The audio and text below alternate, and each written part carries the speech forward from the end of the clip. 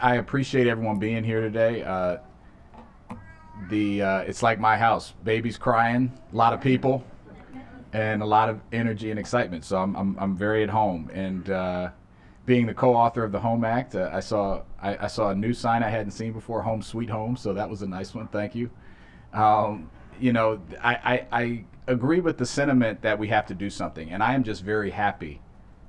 I'm genuinely happy that we're here talking about doing something. When I joined this council, that I don't think there were the votes to do something on this issue, and I've worked on policy and legislation for a long time at a lot of different levels, and I have yet to see a perfect bill. That doesn't exist. But this process that led to the introduction of the Home Act and these bills that we're going to discuss today was a community-led process where people said, we can't afford to deal with these rent increases anymore. And it was a part of a multi-year process where I was proud to author 2 temporary bills during the pandemic to stabilize rents that helped, I know for a fact, keep people in their homes. And so now we're at a point where inflation is high. We have so many of our residents spending money, more than 30, 40, 50% of their income on rent, where we have to do something.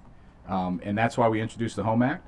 I do think, as the OLO report shows, and as other data from the planning department and other places has shown, that generally rent increases are below 3%, the vast majority of the time.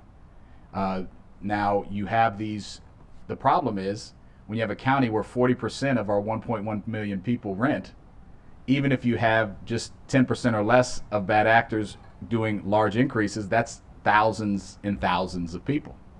And that's, as a civil rights lawyer, I always say protections are meant to protect folks who are on the margins of society. That's what protections are for.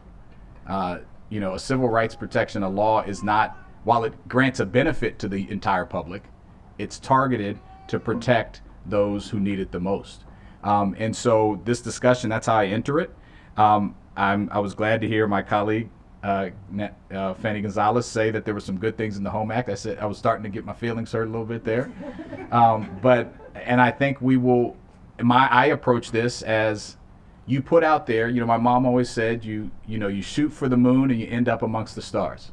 And we put out our bill to say what we thought was a very reasonable bill. And worked with the community, many in this room, to develop that bill. I think the process is important. And now we're going to have a discussion, and we're going to find a way. I'm very hopeful we're going to find a way to merge some of these concepts and still have meaningful protection for people. And so that's the process we're starting today. I appreciate the chairs laying out the way we're going to proceed, and I appreciate Councilmember Mink for her partnership on the Home Act. Thank you.